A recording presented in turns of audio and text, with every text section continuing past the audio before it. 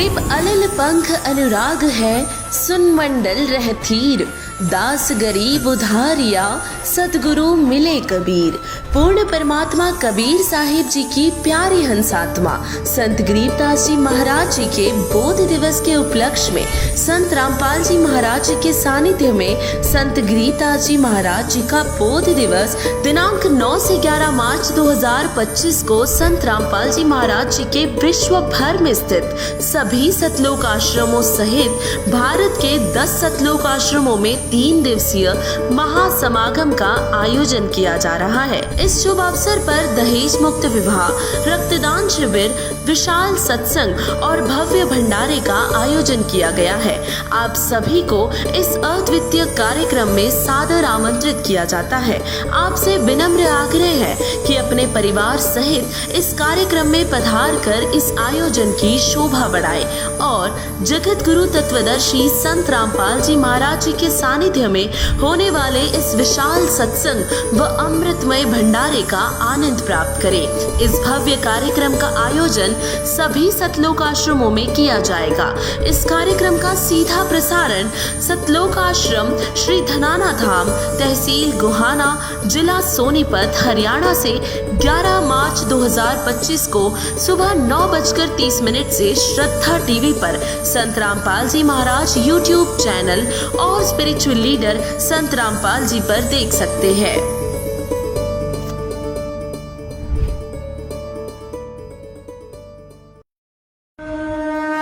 संत रामपाल जी महाराज एक ऐसे महान संत जिन्होंने अपनी सतभक्ति, तत्व ज्ञान, करुणा और सेवा के बल पर समाज में नई मिसाल कायम की है। संत रामपाल जी महाराज की अगुवाई में उनके सभी सतलोक आश्रमों से समाज कल्याण के अद्भुत कार्यों ने समाज को सुनहरे भविष्य की एक नई उम्मीद दिखाई है। संत रामपाल जी महाराज से नाम दीक्षा लेने के बाद लाखों लोगों की लाइलाज बीमारियां जैसे कैंसर, एड्स आदि ठीक हुई। संत जी के ज्ञान से प्रेरित होकर उनके अनुयायियों ने लाखों यूनिट रक्तदान किया। संत जी ने लाखों बहन बेटियों का दहेज मुक्त विवाह करवाया।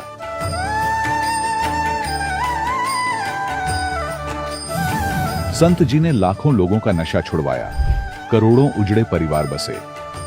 संत जी के आश्रमों में समागम के दौरान निःशुल्क नेत्र चिकित्सा, दंत चिकित्सा प्रदान की जाती है।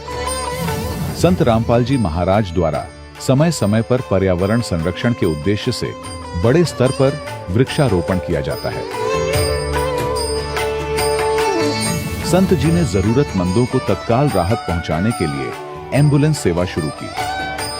संत जी अपने अनुयायियों को देहदान के लिए प्रेरित करते हैं, जिससे मानवता की सेवा और चिकित्सा क्षेत्र में सुधार हो सके। संत रामपाल जी महाराज के सभी आश्रमों में हर रोज निःशुल्क भंडारा आयोजित किया जाता है, जहां हर वर्ग, हर जाति और हर धर्म के लोग एक साथ बैठकर भोजन करते हैं।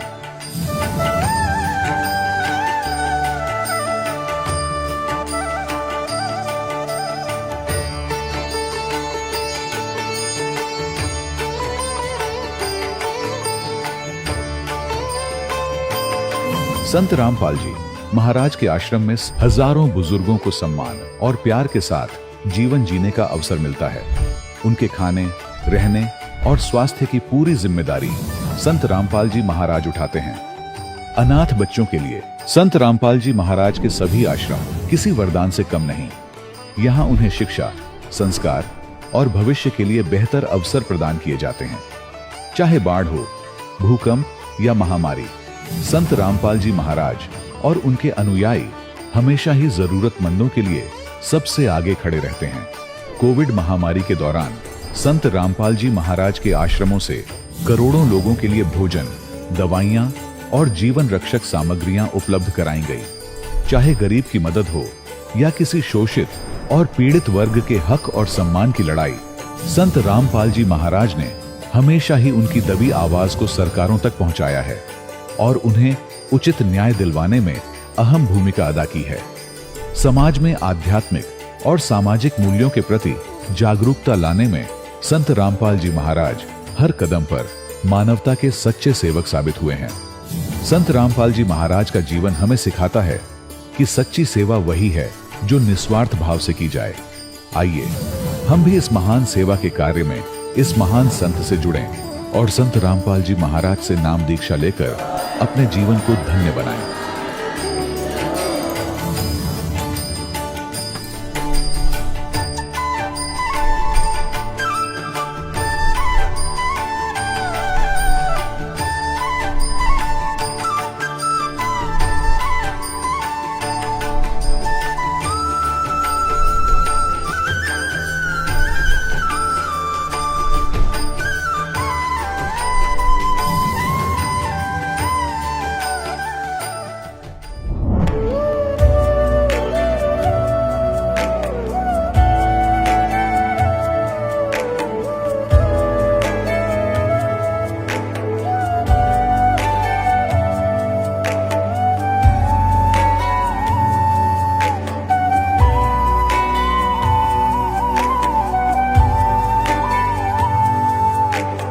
जब लग गुरु मिले न सांचा, तब लग गुरु करो 10 पांचा।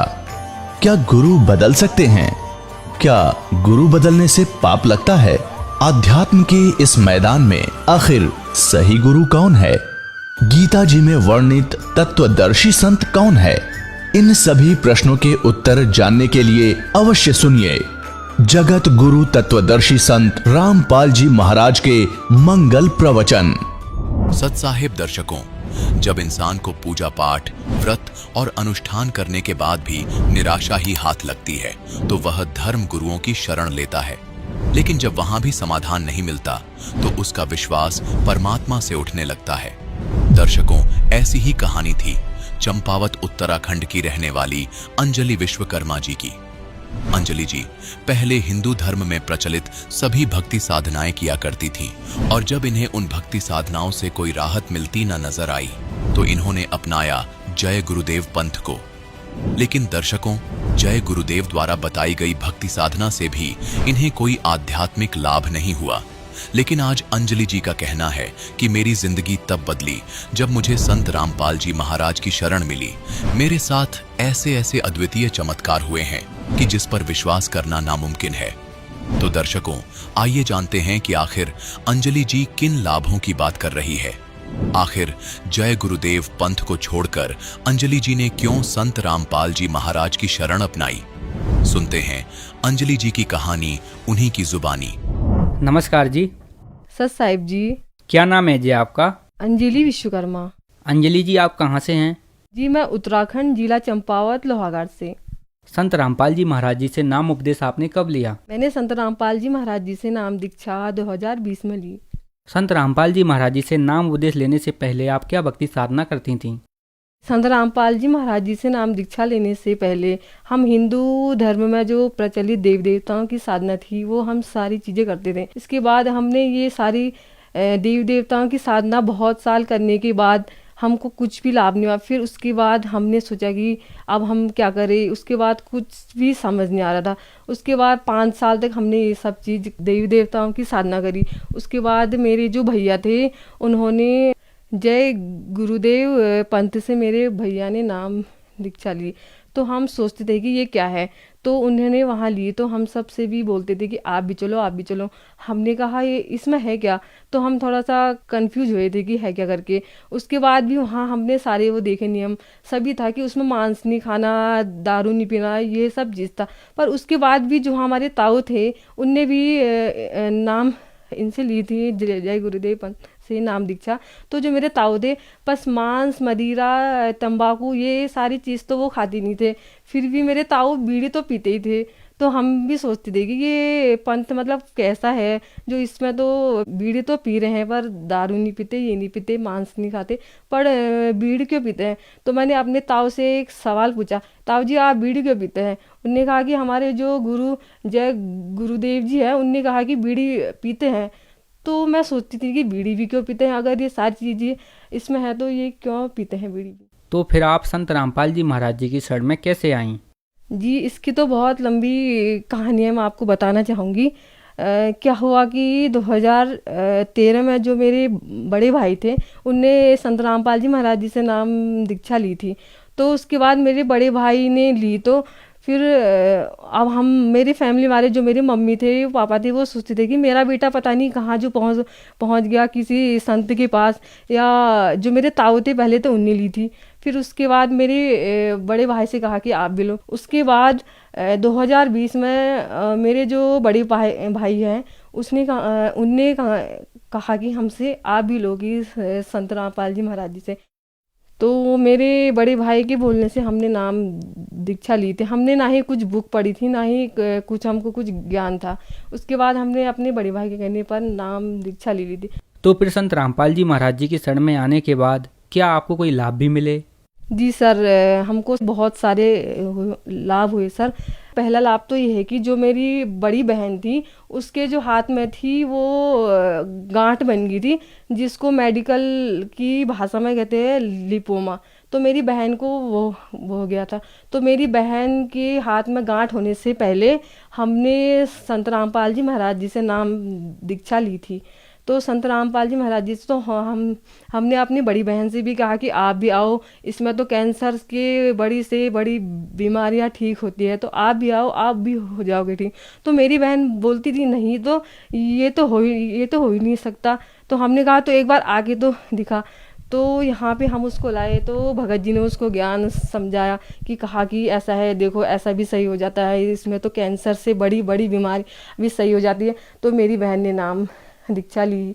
फिर उसको भी कुछ ज्ञान नहीं था, तो उसके नाम दीक्षा लेने के 2 महीने तुरंत बाद मेरी बहन का जो हाथ में जो गांठ था वो बिल्कुल सही हो गया। तो मम्मी पापा ने कहा कि बेटा अपना हाथ तो दिखा। ये ठीक। एक दिन हम ऐसे ही खाना खा रहे थे, तो ऐसे ही खाना खाते खाते पापा ने वो देख लिया, उसका हाथ देख लिया।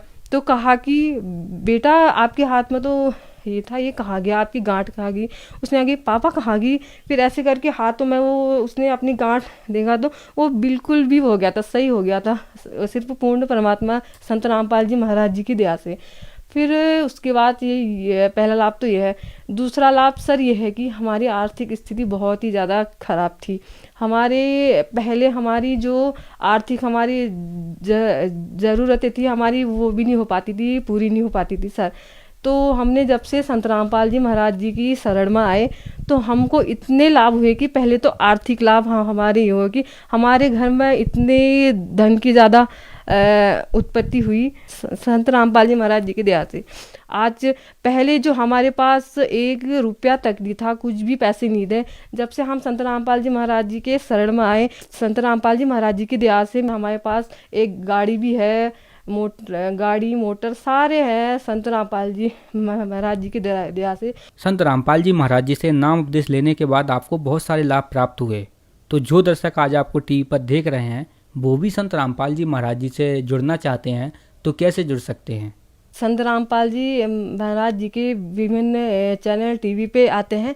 जो टीवी में जो नीचे जो पीली पट्टी होती है उसमें सतलोक आश्रम के नंबर होते हैं, उस पर आप फ़ोन करके पता कर सकते हैं कि आपका नज़दीकी नामदान केंद्र कौन है, और वहाँ जाके आप पता कर सकते हैं और ज्ञान से जुड़ सकते हैं। धन्यवाद जी।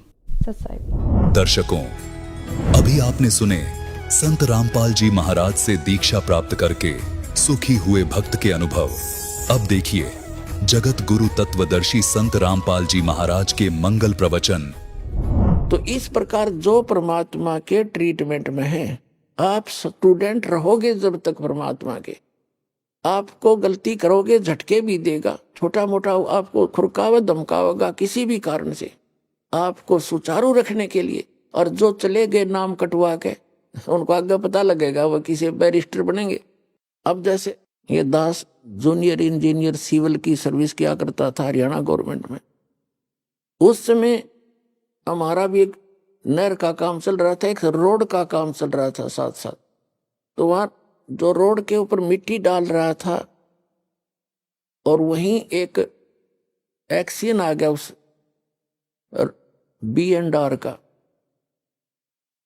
और अब वहां देखकर सारा उनके काम को चेक करके चला गया। उसके जाने के बाद वो व्यक्ति जो वहां मजदूरी कर रहा था वो कह रहा है कि ये मेरा सहपाठी था एक्सियन, ये मेरा क्लास फेलो था 8वीं तक, मैं पढ़ा नहीं, ये इंजीनियरिंग कर गया, आज देखो मैंने अपने कर्म फोड़ दिए, मेरे बच्चे तो यहाँ मिट्टी में लेटे हुए हैं वृक्ष के नीचे, और ये आज गाड़ी में घूम रहा है। अब परमात्मा कहते हैं जो भगवान से दूर हो गए और इस परमात्मा के विद्यालय में नहीं रहे, वो बाद में न्यो रोया करेंगे जैसे वो रो रहा था। तो कबीर साहब कहते हैं अच्छे दिन पाछे गए और गुरु से किया ना हेत, अब पछतावा क्या करे, बिरा चिड़िया चुगी खेत। तो पुणात्मा इसलिए अपने सतर्क रहना है, सावधानी बरतनी है। अब जो परमात्मा से ये तो विमुख हो गया, जैसे किसी ने सारनाम भी प्राप्त कर लिया, सतनाम तक प्राप्त कर लिया, क्या होगा? और वो विमुख हो गया। एक तो गुरुद्रोही होता है, एक गुरु से विमुख हो जाना। तो परमात्मा कहते हैं, गरीबदास जी ने कहा कि गुरुद्रोही की पैड़ पे जय पगावे वीर, और 84 निश्चय पड़े सतगुरु कहें कबीर। जो गुरुद्रोही हो गए उसकी पैड़ पे पैड़ यानी उसके कदम, उसके पैर के चिन्ह पर अगर आपका कदम रखा गया, कहते हैं तो भी 84 लाख योनियों में जाओगे। वो गुरुद्रोही जो हो जाता है। गुरुद्रोही कौन होता? जो गुरु जी की निंदा करता है और इस नाम को त्याग जाता है, कोरी बकवाद गढ़ता है, झूठ बोलता है, नरे आरोप लगाता है, वो गुरुद्रोही हो गया। और उसकी पैड़ पे पैर रखना, कहते हैं 84 निश्चय पड़े नो सतगुरु कहें कबीर। गरीबदास जी ने अपनी इस अमृतवाणी के साथ अपने परमात्मा कबीर जी की छाप साथ सहयोग लिया है कि ये भी ऐसा ही कहते हैं। अब पैड़ पे पैड़ रखना ये नहीं है कि गुरुद्रोही जा रहा है, आप वहां पीछे पीछे जा रहे हो तो उससे वो नहीं कि उसके कदम पे कदम नहीं रखना। अगर जैसे घर का कोई सदस्य हो जाए गुरुद्रोही, उसकी गुरु जी के बारे में जो वो बकवास करता है या भगवान के बारे में, उसकी हाँ में हाँ नहीं मिलावे, उसकी बात को हृदय से भी नहीं मानना कि सच्ची कह रही है, उसने सोचे बकवास करता है और करता रहेगा। उसके कहे अनुसार अपने हृदय में जरा भी कमजोरी नहीं आने दे, तो साथ रहकर भी वो उसने कदम पे कदम नहीं मिलाया, उसकी पैड़ पे पैड़ नहीं रखी। गुरुद्रोही की पैड़ पर जय पगावे वीर, 84 निश्चय पड़े नो सतगुरु कहें कबीर। ये इस तरह पैड़ होता है, इन्होंने किसी कदम पर कदम रखेगा उससे चिंतित हो जाओ तुम, ऐसा नहीं। फिर गुरु विमुखा, सतगुरु विमुखा युग युग रोए, ओहे मानुष जन्म पाके खोए। जो गुरु जी से विमुख हो गए, कहते हैं वो युग युग रोए और मनुष्य जीवन पाके खोए। अब जैसे जो सतगुरु विमुख हो गए, युग युग कैसे रोएगा? अब जैसे प्रथम मंत्र आपको दिया, इसकी आप 108 मंत्र की माला डेली फेरते हो, ज्यादा बेस कर लेते हो, क्योंकि ये तो करने का है काम। फिर सतनाम का आपको कितनी कीमत बता रखी है। सतनाम पालड़े रंगोरी हो, 14 लोग चढ़ावे राम रंगोरी हो, 3 लोग पास रंगोरी हो, तो ना तुला तुला राम रंगोरी हो। तो जिसने तीनों नाम प्राप्त कर लिए, अब वो कितना भक्ति का धनी हो गया। और किसी कारण से सतगुरु विमुख हो गया, विमुख होगा वही पार नहीं होगा, नहीं तो पार हो गया आप सभी। तो विमुख हो गया तो क्या होगा उसके साथ? वो काल की जकड़ में पुनः आ गया वो। फिर अब उस काल उसको कैसे खिला खिला के मारेगा। अब जैसे आपने प्रथम मंत्र का जाप खूब कर रखा है, श्री गणेश जी का, श्री ब्रह्मा शावत्री जी का, श्री विष्णु और लक्ष्मी जी का, और श्री पार्वती और महादेव जी का, और दुर्गा जी का, ये मंत्र आपने खूब कर रखे। और पहला और लास्ट तो मंत्र इन मंत्रों में है, वो परमात्मा का मंत्र है। इसके लिए उसमें इसलिए जोड़ा गया है कि जैसे कई बार क्या होता है कि प्रथम मंत्र आप ले जाते हो, कुछ घर का माहौल ऐसा होता है, कुछ विश्वास दृढ़ नहीं होता है, तो ये इतना अनमोल मंत्र है, इस मंत्र का आपने एक भी जाप कर लिया तो भी आपको मानुष जीवन मिलेगा। ये सत्कर मान लिया, मृत्यु होगी घर छोड़ गए, यानी इस नाम के लेने से और विश्वास दृढ़ हुआ नहीं, मंत्र जरूर कर लिया, क्योंकि नाम लेगा यहाँ रहेगा 1-2 दिन तो ठीक से, घंटे 2 घंटे तो मंत्र वो करता ही है। और फिर घर जाकर क्या होता है, कोई न कोई अविश्वास पैदा कर देता है, कोई रिश्तेदार आकर उसको ऊपर के में वार कर दे देगा, वो हमारा नाम खंड हो गया, उससे कुछ होना ही नहीं था, तो उसको ऐसे हानि हो जाती है, उसकी मृत्यु हो जाती है। तो मृत्यु भी होगी तो भी मानव शरीर मिलेगा और फिर अच्छे घर में जन्म देगा, क्योंकि सभी आत्मा उस परमात्मा की है।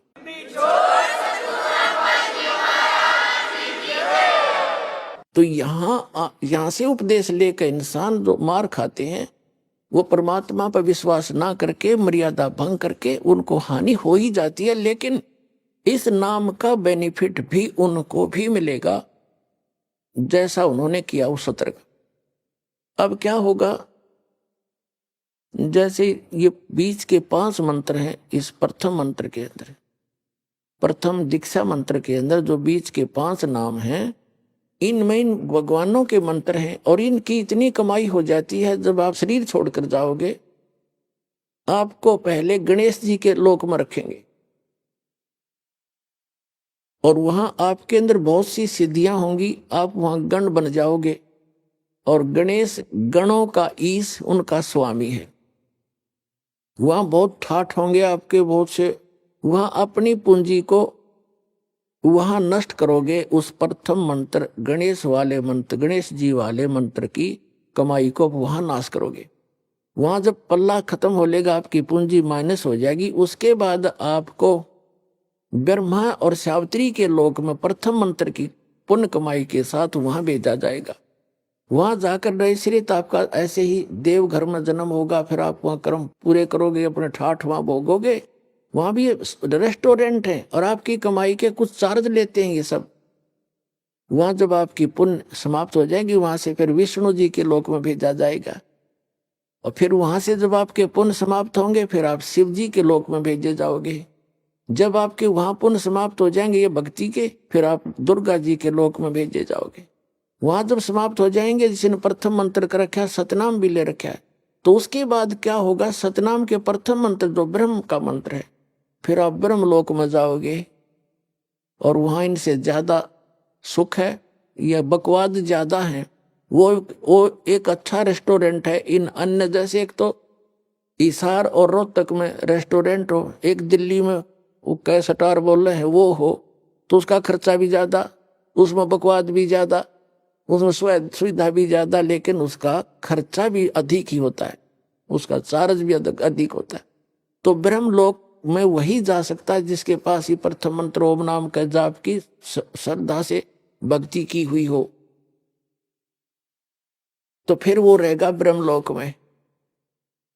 और फिर जो दूसरा मंत्र है सतनाम के अंदर, जो दूसरा मंत्र है जो श्वास उश्वास से जो आपको दिया जाता है, उसकी कमाई को इसने वहां एक बना रखा है, नकली अलखलोक, नकली सतलोक।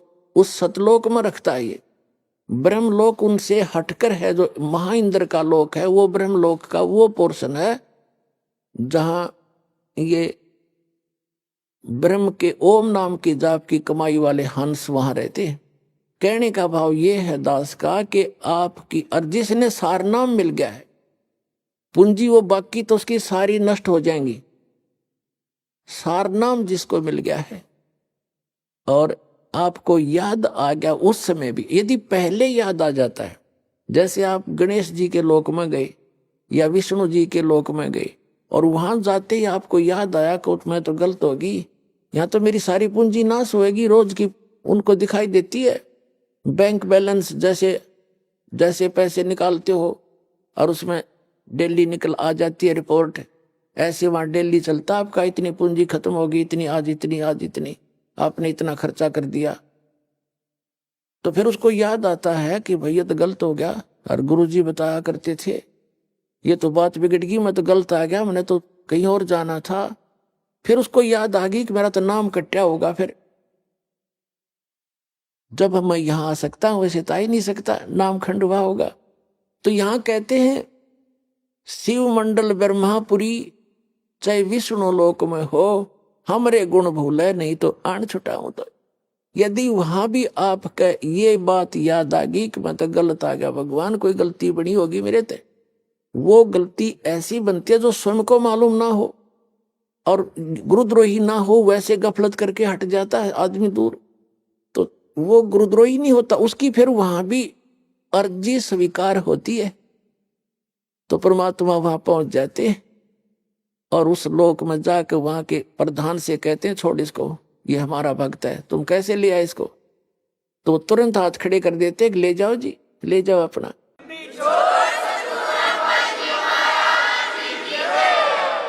लेकिन उस नालायक ने काम कितना बिगाड़ दिया। अब उसको कहाँ रखेंगे भगवान? इस एक ब्रह्मांड, प्रत्येक ब्रह्मांड के अंदर मालिक ने अपना एक राजदूत भवन जैसे होता है ना, प्रत्येक कंट्री का, प्रत्येक कंट्री में, प्रत्येक देश का, प्रत्येक देश में, ऐसे मालिक ने ऐसा गुप्त स्थान बना रखा है वहां पर। और वो इनका भी समझ में नहीं वो है क्या चीज, तो वहां ले जाकर स्टॉक रख देते हैं बीज रूप में, बोरी की बोरी भरी धरी है वहां पर। अब वो जो इस कलयुग के अंदर रह गए हुए, और फिर उनका, क्योंकि काफी दिन के बाद पहले तो यही ठाठ दिखेंगे, उसने फिर मृत्यु होगी, इतना बहुत देर हो चुकी होगी, और ये भक्ति युग समाप्त हो चुका होगा, कलयुग का अंतिम चरण प्रारंभ हो चुका होता है। तो अगर उससे पहले याद आ जाती, दोबारा जन्म देते हैं परमात्मा, यही पटक देते हैं फटाफट और शुरुआत कर देते हैं। और जो बाहर रह जाते हैं उनमें वो फिर क्या होता है, वहां स्टॉक रखा भगवान ने। और अब जो वो 4 युग तक उन वहीं बंद रहेंगे, उनको मालिक एक आध को बेसिक, जैसे कुछ एक को कलयुग में भेज देता है, फिर उनको शुरुआत हो जाती है धीरे धीरे, फिर उनकी संतानें बढ़ती हैं, उन भक्ति बीजों के घर पर ही परमात्मा उन स्टॉक को अब भेजेगा आपके घर, जो किसी युग में, सतयुग में उन्होंने भक्ति की थी। तो इतना समय और लेट हो गए वह, और अब शुरू होगा, अब फिर भी गलती खा सकते हैं ऐसे नालायक। तो कहने का भाव आपको सतर्क करना चाहता है दास कि असंख्य युगों के बाद ये दाव लगा है। गरीबदास जी कहते हैं, ये संसार समझदा नहीं, कहंदा श्याम दोपहरे नो, गरीबदास ये वक्त जाते रोगे इस पैरे नो। ये हाथ से छूट गया, ये गोल्डन चांस, फिर रोया करोगे इस वक्त को, ये हाथ नहीं आओगा।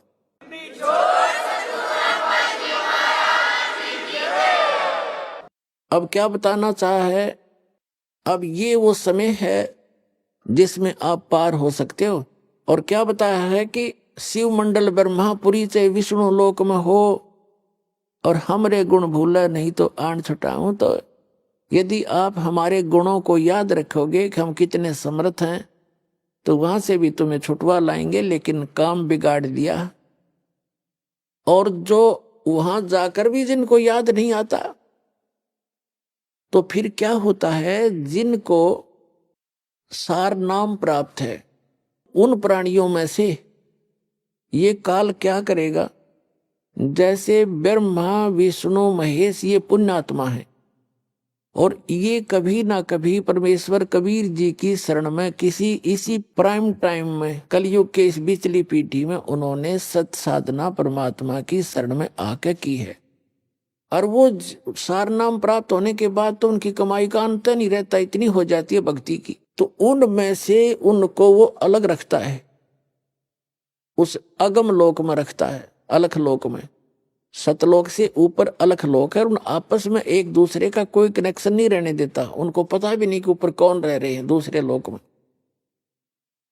वहां रखता है। वहां इससे अधिक उनकी सुविधाएं हैं। तो उनमें से ब्रह्मा विष्णु महेश रूप में अपने घर जन्म देके और उन पुण्यात्माओं को यहाँ का कंट्रोलर बना देता है। उनकी आयु बहुत लंबी होती है।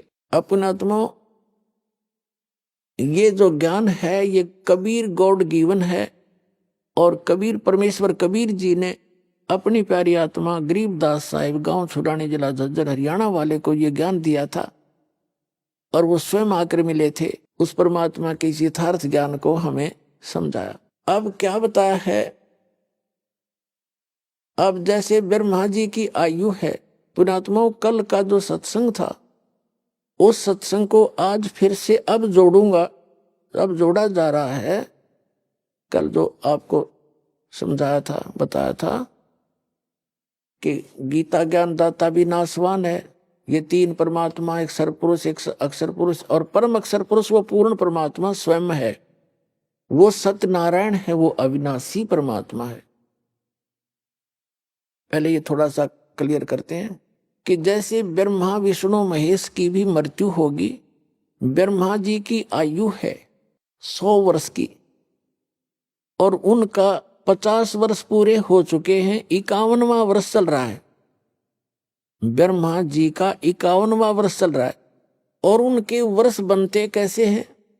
जैसे ब्रह्मा जी का एक दिन 1000 चतुर्युग का है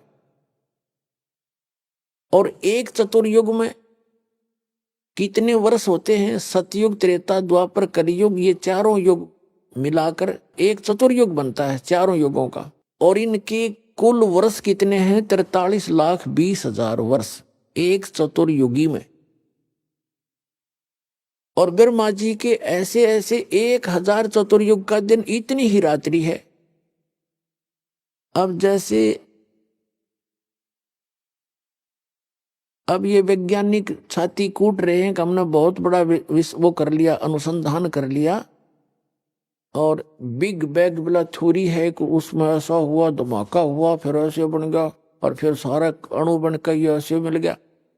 ये तो पहले तो परमात्मा ने अपने वचन से सब कुछ बनाया, पृथ्वी बनाई, सूर्य बनाए, सब लोक बनाए, ब्रह्मांड बनाए, मनुष्य बनाए, सब जीव बनाए। उसके बाद विधान बना के छोड़ दिया।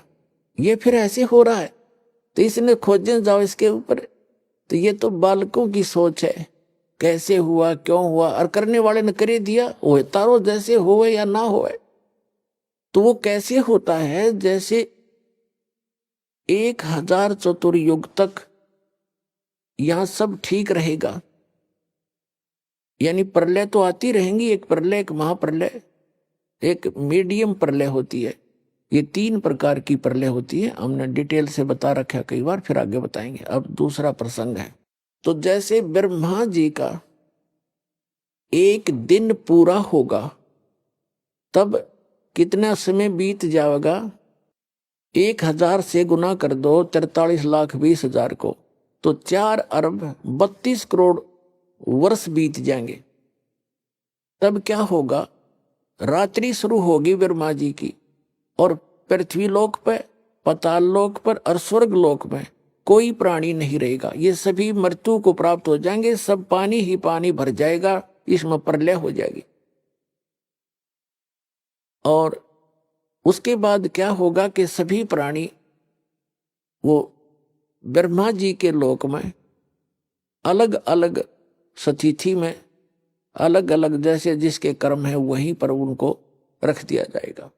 और तब तक इतनी ही रात्रि के बाद फिर ये स्थिति फिर से सभी ग्रहों की सुचारू हो जाती है और उसके बाद फिर इन पर फिर से जीवन शुरू हो जाता है। तो कहने का भाव यह है कि इतना ऐसे 30 दिन रात का एक महीना हो गया ब्रह्मा जी का।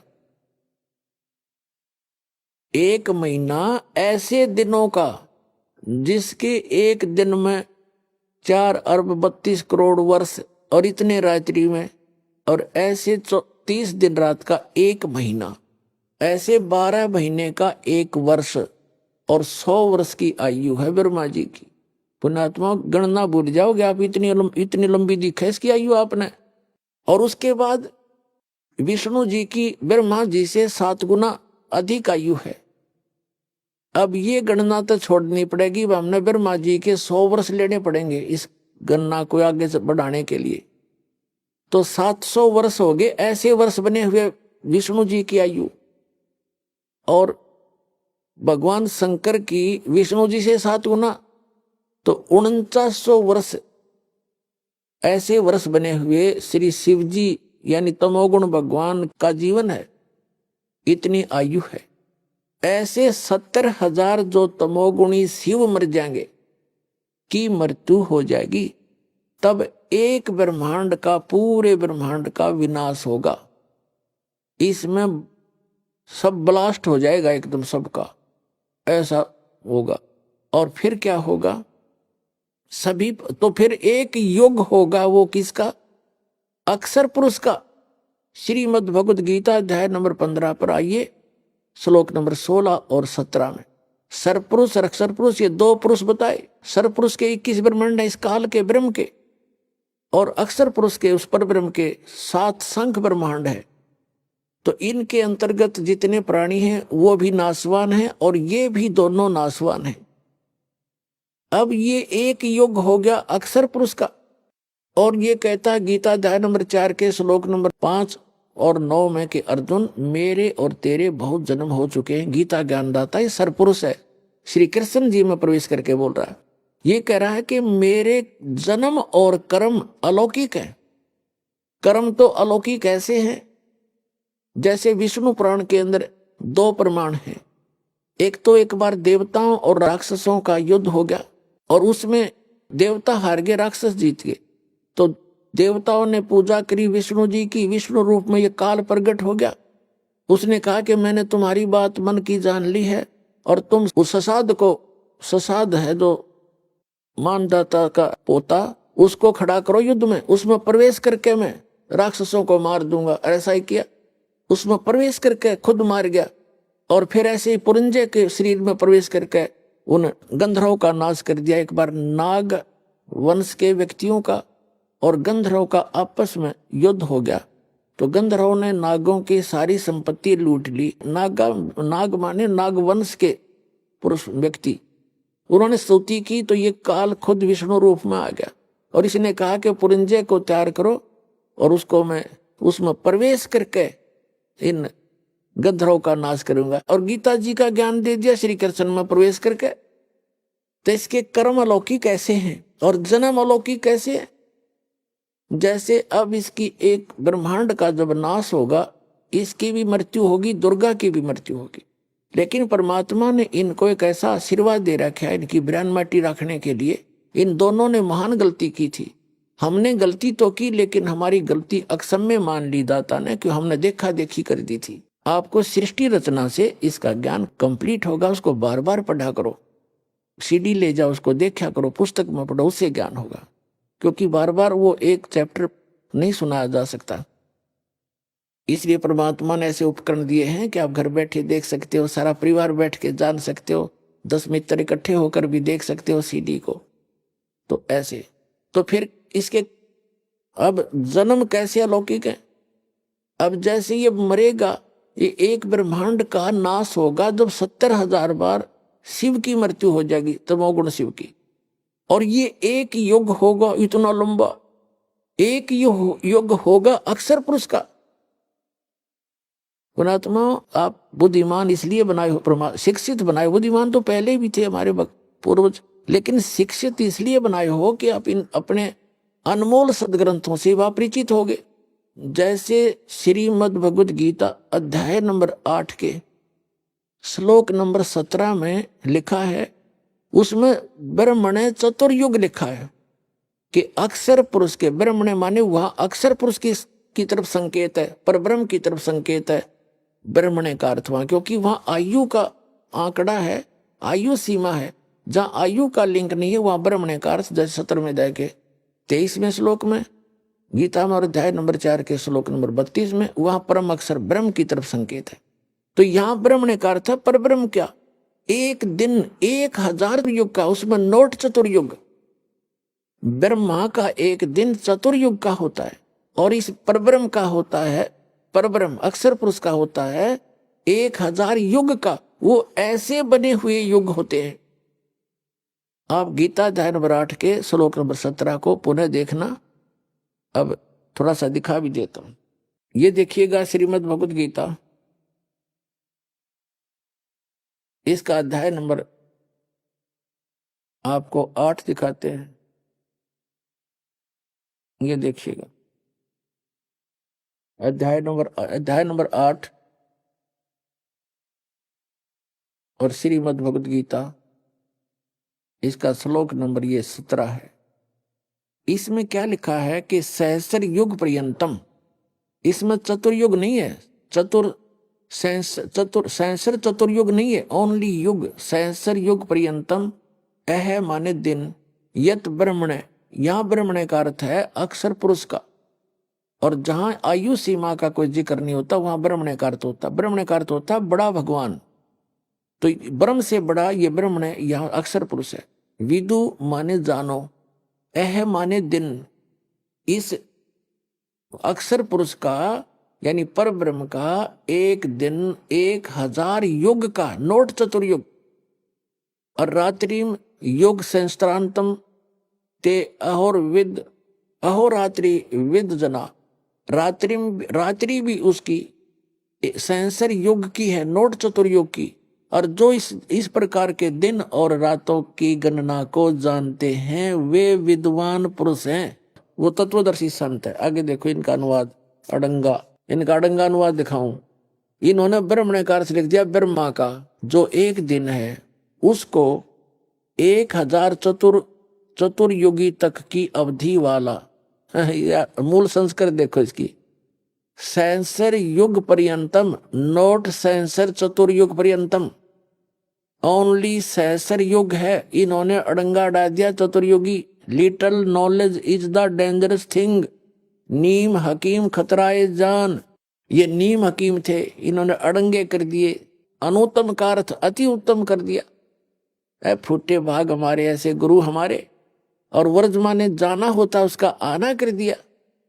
इसको कहते नीम हकीम खतराए जान, little knowledge is the dangerous thing. अब फिर देखो ये यहाँ कहना चाहिए था, उस अक्षर पुरुष यानी पर ब्रह्म का जो एक दिन है वो 1000 युग का है, नोट चतुर्युग का। रात्रि भी युग सहस्रांतम, यानी रात्रि भी 1000 युग की है, नोट चतुर्युग। इसमें चतुर्युग नहीं है मूल संस्कृत में। और जो पुरुष तत्व से जानते हैं वे योगी जन उस रात दिन का जो समय है उसको जानने वाले हैं। अब जो दास आपको गन्ना बता रहा है ये गॉड कबीर गिवन है, और वो भगवान है, सब जानने वाले हैं, उसके द्वारा रची हुई है सारी कहानी, सब सृष्टि। तो उन्होंने बताया है कि जैसे अब ये एक युग हुआ, ये एक युग हो गया, युग नोट चतुर्युग अक्षर पुरुष का। फिर अक्षर पुरुष की अब इनकी ये क्या होगा, एक ब्रह्मांड का विनाश हो गया। इस ब्रह्मांड को पुनः बनने में अरबों खरबों वर्ष लगेंगे। तब तक ये सभी प्राणी दूसरे ब्रह्मांड में चले जाएंगे ऑटोमेटिकली, परमात्मा ने विधान बना रखे।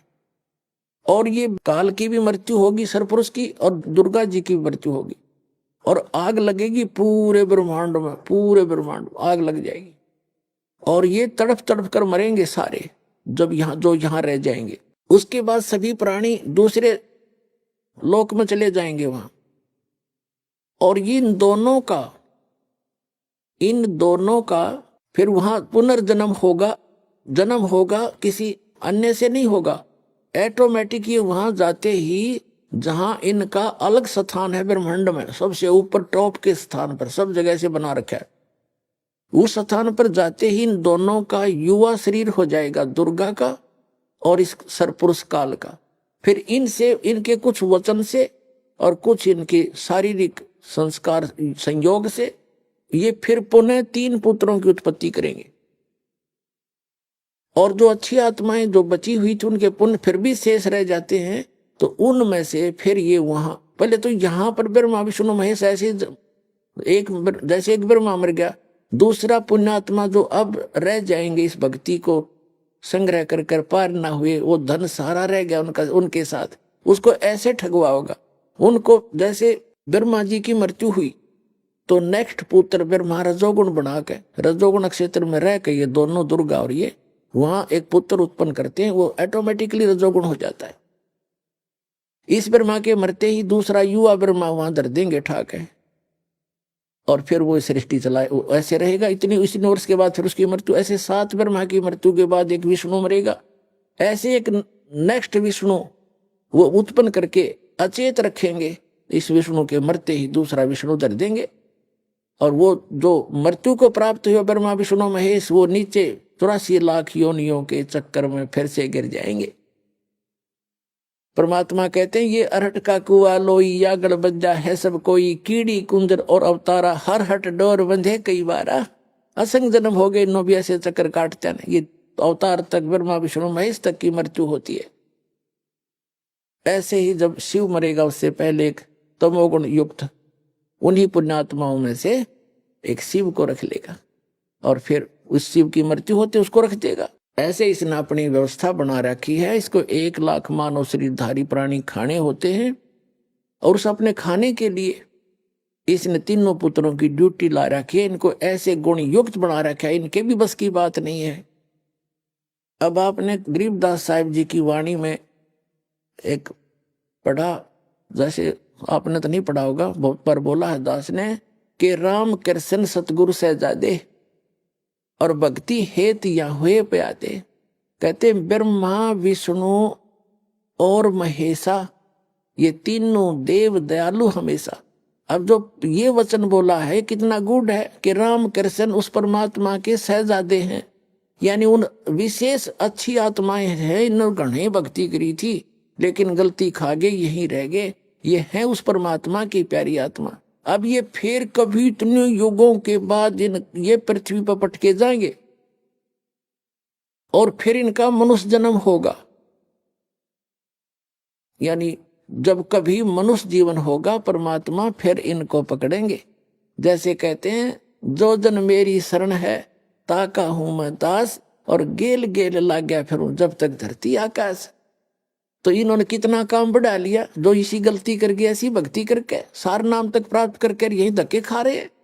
अब टिंडे ले लिए ब्रह्मा विष्णु महेश बन गए, फिर यहाँ गधया बने, बता क्या फायदा हुआ इनका। तो पुण्यात्माओं तत्व ज्ञान के भाव से हम बड़ी भारी गलतियां कर गए। अब इसको बड़े ध्यान से रखना, इस अनमोल रत्न है संभाल के रखना। इसको ऐसे कहते हैं ये बात कहन सुन की नहीं, ये कर पाड़न की है। ये कहन सुन की नहीं, ये करण की है ये काम। अब जो प्रसंग हमारा फिर आते हैं, ये तो इनका निर्णय दे दिया आपको, इनकी ऐसी स्थिति होगी। अब जो अक्षर पुरुष है इसकी मृत्यु कैसे होगी, इसका कितना पीरियड है, जैसे एक युग बना ऐसा जो आपको बताए 1000 ऐसे बने हुए युग का इसका दिन इतनी ही रात्रि है। श्रीमद् भगवत गीता अध्याय नंबर 8 के श्लोक नंबर 18 से लेकर और 21-22 तक ये निर्णायक ज्ञान दिया है। उसमें क्या बताया है कि जिस समय इस काल के जब एक दिन खत्म होगा अक्षर पुरुष का, 1000 युग जब पूरे होंगे तो 21 ब्रह्मांड में आग लगेगी। 21 के 21 ब्रह्मांड नाश में आएंगे और ये सभी प्राणी उस अक्षर पुरुष के लोक में एक अलग स्थान है रिजेक्टेड, जिसे गोदाम होया करे, उसमें फिट कर दिए जाएंगे और पुनः ये 21 ब्रह्मांड फिर निर्माण में आएंगे इतने ही समय के बाद। तब तक ये वहां पड़े पड़े सड़ेंगे, उन बोरियों के अंदर अलग से स्टॉक होगा इनका। और जब उस अक्षर पुरुष की जब रात्रि खत्म होगी तब तक ये 21 ब्रह्मांड पुनः निर्माण में आएंगे और इन सभी को जो जितनी जैसी जिसकी भक्ति थी उसी आधार पर पुनः इनको फिर से यहाँ पटक दिया जाएगा एक ब्रह्मांड में। फिर उस ब्रह्मांड से फिर पुनः शुरू होगी। तो फिर क्या होगा, इस अक्षर पुरुष की मृत्यु होगी। अब जो ये दास दिखाना चाहता थोड़ा ये देखो बीच में, श्रीमद् भगवत गीता, ये वही जय दयाल गोविंद का इसके अनुवादक हैं। 8वें अध्याय के आपको दिखाते हैं। 17वां आपने पढ़ लिया, ये देखिएगा गीता अध्याय नंबर 8 का श्रीमद् भगवत गीता, ये 17वां आपने पढ़ लिया। ये अक्षर पुरुष का है, परब्रह्म का एक दिन है, 1000 चतुर्युग का, 1000 युग का, नोट चतुर्युग। अब यहां हम 18वां पढ़ देंगे। इसमें क्या बताया है कि संपूर्ण चराचर भूतगण इस ब्रह्मा के दिन के प्रवेश काल में नहीं, ये जो ये ब्रह्मा ने ये गलत लिखा है, अक्षर पुरुष के एक दिन में के काल दिन के प्रवेश काल में अव्यक्त से अर्थात ब्रह्मा के सूक्ष्म शरीर से उत्पन्न अव्यक्तात से उत्पन्न होते हैं और उस ब्रह्मा की नहीं, उस अक्षर पुरुष की रात्रि के प्रवेश काल में उस अव्यक्त नामक सूक्ष्म शरीर में नहीं, उस अव्यक्त संज्ञा के ही में लीन हो जाते हैं, उसमें वहां रख दिए जाते हैं। इसका अर्थ क्या है? जैसे श्रीमद् भगवद गीता अध्याय नंबर 15 के श्लोक नंबर 16 और 17 में 3 पुरुष हैं, सरपुरुष, अक्षर पुरुष और परम अक्षर पुरुष। अब यहां वही 3 सिद्ध करने हैं। जैसे यहां क्या कहा है कि जब इस अक्षर पुरुष को यहां सेकंड अव्यक्त कहा है, ये दूसरा अव्यक्त है, लेकिन यहां इस प्रसंग में इसको अव्यक्त प्रथम कहा है। इसका क्या है? जैसे उसका 1000 युग का दिन जब समाप्त होगा तो पूरे 21 ब्रह्मांड का नाश हो जाएगा, और उस अक्षर पुरुष के लोक में, जैसे उस 1000 चतुर्युग में उस अक्षर पुरुष के भी लोकों की आंशिक प्रलय होगी। जैसे यहां होती है, जब ब्रह्मा जी का एक दिन समाप्त होता है तो केवल इन 3 लोकों में प्रलय हो जाती है, लोग न्यू के न्यू रहते हैं और इनके ऊपर पानी जल भरकर बिल्कुल विनाश हो जाता है। पुनः फिर ये धीरे धीरे अपना स्थिति पर आते हैं, पुनः स्टार्ट होते हैं। तो इसी प्रकार उसके आंशिक लोकों में प्रलय हो जाती है उसकी भी, और उस जो बचे हुए लोक हैं, जो उसका एक अलग से, जैसे यहाँ ब्रह्म लोक है वहां पर ब्रह्म लोक है, उसके अंदर सभी प्राणी रख दिए जाते हैं। ये नीचे वाले भी और उसके आंशिक हुई प्रलय वाले भी वहां रख दिए जाते हैं। अभी आपने सुने संत रामपाल जी महाराज के मंगल प्रवचन। आइए अब सुनते हैं संत रामपाल जी महाराज से नाम दीक्षा लेकर सतभक्ति करके अद्भुत लाभ प्राप्त करने वाले अनुयायी के विचार। दर्शकों, क्या हो यदि आप भक्ति साधना भी कर रहे हो लेकिन फिर भी आपके जीवन में दुख बढ़ते जा रहे हो? क्या हो यदि आप सभी देवी देवताओं को खुश करने के लिए हर प्रयत्न कर रहे हो लेकिन फिर भी आपको ना तो शारीरिक सुख मिले और ना ही मानसिक शांति? दर्शकों, ऐसी ही कहानी थी महेंद्रगढ़ हरियाणा की रहने वाली अनुराधा जी की। अनुराधा जी सभी पारंपरिक भक्ति साधनाएं किया करती थीं और सभी देवी देवताओं की पूजा किया करती थीं, लेकिन फिर भी इनके जीवन में समस्याएं समाप्त होने का नाम ही नहीं ले रही थीं। बीमारियों ने अनुराधा जी को घेर लिया था और उनकी दोनों किडनियां खराब हो गई थीं। नौबत यहां तक आ गई थी कि इन्हें 2 बार डायलिसिस भी कराना पड़ा। लेकिन दर्शकों, आज अनुराधा जी का कहना है कि मेरी जिंदगी तब बदली जब मुझे संत रामपाल जी महाराज की शरण मिली, और संत रामपाल जी महाराज से नाम दीक्षा लेने के बाद मुझे इतने अद्वितीय लाभ मिले हैं जिनको बताने के लिए मेरे पास शब्द नहीं है। आखिर आज अनुराधा जी संत रामपाल जी महाराज को भगवान क्यों कह रही हैं? आखिर इसके पीछे की सच्चाई क्या है? और क्या संत रामपाल जी महाराज से दीक्षा लेने के बाद इनकी सभी बीमारियां ठीक हो गईं? आइए जानते हैं अनुराधा जी की कहानी उन्हीं की जुबानी।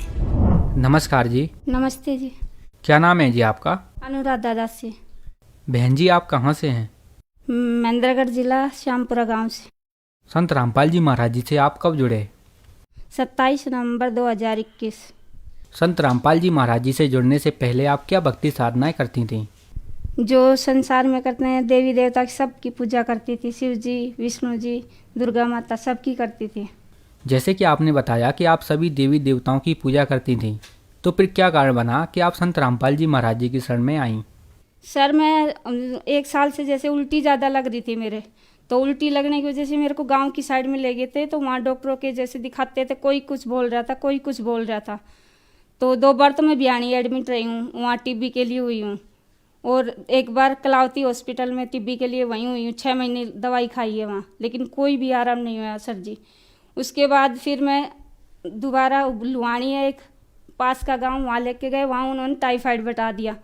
उससे थोड़े से दिन आराम हुआ। उसके बाद फिर से शरीर ऐसा होगा जैसे पैरालाइज होएगा मेरे शरीर में। एक पैर टिकता था, एक नहीं टिक रहा था उस समय। तो उसकी वजह से मैं फिर से मेरे घर वाले गांव में ले गए, और वहाँ किडनी अस्पताल है पूरे रेवाड़ी शहर में एक ही है, उसमें दिखाया। वहाँ एडमिट की बेहोश अवस्था में गई थी जब मैं उस समय वहाँ पे। तो वहाँ एडमिट करने के बाद सारी चीज़ें ही कम बताई गई। बीपी भी कम था मेरा, धड़कन भी कम थी मेरी, और ये पोटासियम बहुत ज़्यादा बढ़ रहा था मेरा। इन सब के लिए मेरे को मशीन डायलिसिस किया। जैसे पोटासियम 6 लेवल था होता है, उससे ज़्यादा 8.2 हो रहा था शायद, यकीनन 2 ही था। तो उसके लिए मेरी 2 बार डायलिसिस हुई थी। उसके बाद सर जी फिर भी आराम नहीं आया। डॉक्टर बोल रहे थे देखते हैं, अभी छुट्टी नहीं देंगे, जब आराम होएगा तब देंगे। उल्टी बंद नहीं हो रही थी। डॉक्टर बार बार पूछ रहे थे कुछ खाया, तो मेरे को कुछ नहीं बातता था सर जी, ना भूख लगती थी ना प्यास लगती थी, सिर्फ ग्लूकोज लगती रहती थी, उसी से पानी चल रहा शरीर में। फिर उसके बाद सर जी जैसे डॉक्टर नहीं बोले, फिर मेरे जी एक टाइम ऐसा हो गया कि जैसे मैं ठीक नहीं होती, उल्टी बंद नहीं हो रही थी, तो मैं परेशान हो गई थी सर जी। तो मेरे जिया जी हैं, वो जयपुर नौकरी करते हैं, वो आए, उन्होंने बोला तू नाम ले ले, मैं कितने दिन से बोल रहा हूँ तेरे को नाम लेने के लिए, तू नाम क्यों नहीं ले रही है।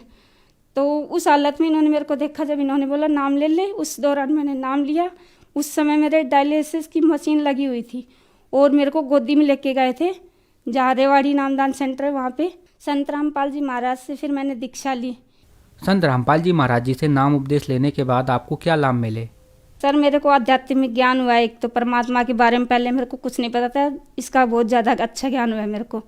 दूसरा मेरे को शारीरिक लाभ हुआ। मैं इतनी ज़्यादा बीमार थी, मौत के मुंह से बच गई हूँ संत रामपाल जी महाराज से नाम दीक्षा लेने के बाद। जब मैं बीमार हुई थी उस समय मेरी शक्ल ऐसी हो गई थी, 72 kg वजन से 39 kg वजन हो गया था। अब संत रामपाल जी महाराज से दीक्षा लेने के बाद अब मैं दिख रही हूँ, ऐसी हूँ इस समय। और जैसे पहले मेरे सर में बहुत दर्द होता था, कुछ भी सो के उठती थी या कोई बर्तन का चमक दिख जाती, कुछ भी, जबकि जब सिर दुखने लग जाता था वो नहीं दुखता है मेरा।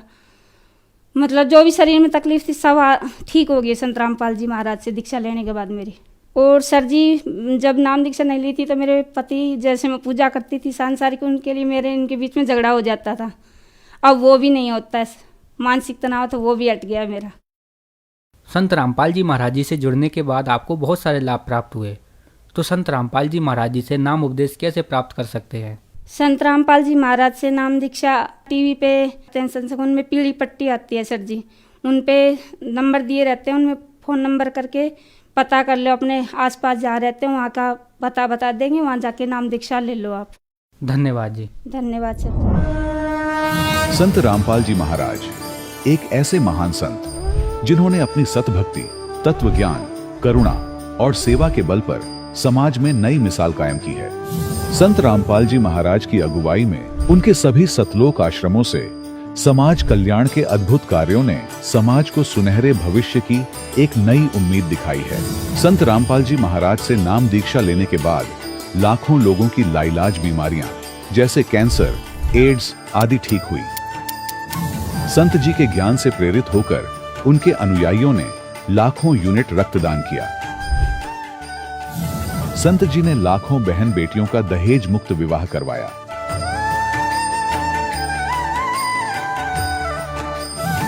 संत जी ने लाखों लोगों का नशा छुड़वाया, करोड़ों उजड़े परिवार बसे।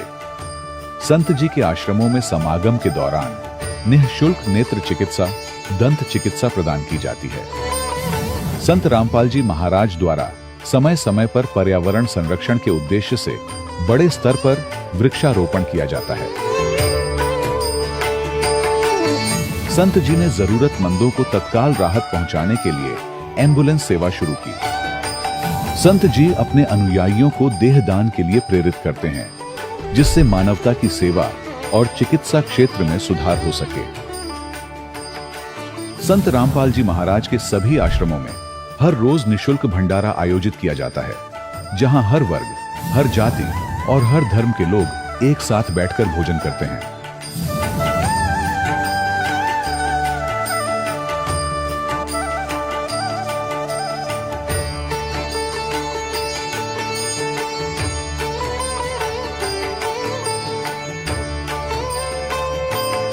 संत रामपाल जी महाराज के आश्रम में हजारों बुजुर्गों को सम्मान और प्यार के साथ जीवन जीने का अवसर मिलता है।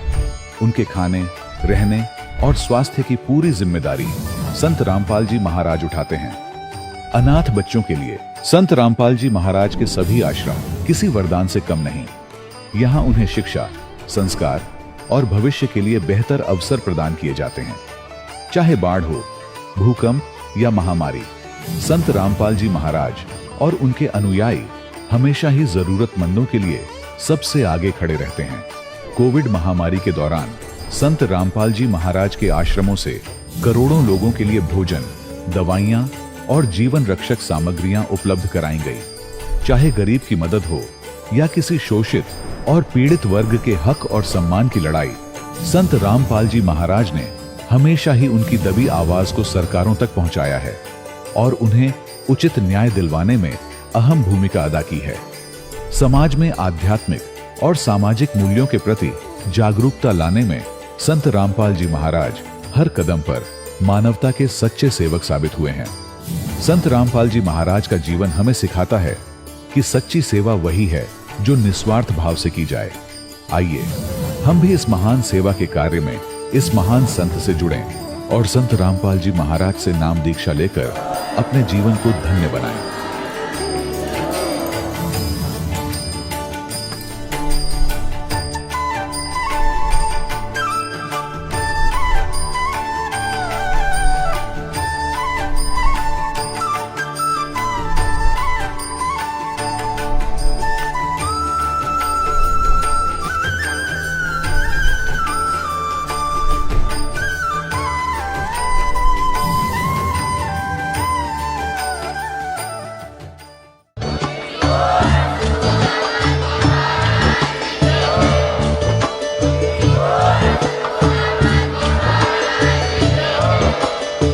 सुन रहे थे जगत गुरु तत्वदर्शी संत रामपाल जी महाराज जी के मंगल प्रवचन। अधिक जानकारी के लिए विजिट कीजिए हमारी वेबसाइट www.jagatgururampalji.org। संत रामपाल जी महाराज जी के शुभ आशीर्वाद से पूरे विश्व भर में 500 से भी ज्यादा नाम दीक्षा केंद्र हैं, जिन पर संत रामपाल जी महाराज जी द्वारा ऑनलाइन निशुल्क नाम दीक्षा दी जा रही है। अपने नजदीकी नाम दीक्षा केंद्र का पता करने के लिए संपर्क करें 8222880541।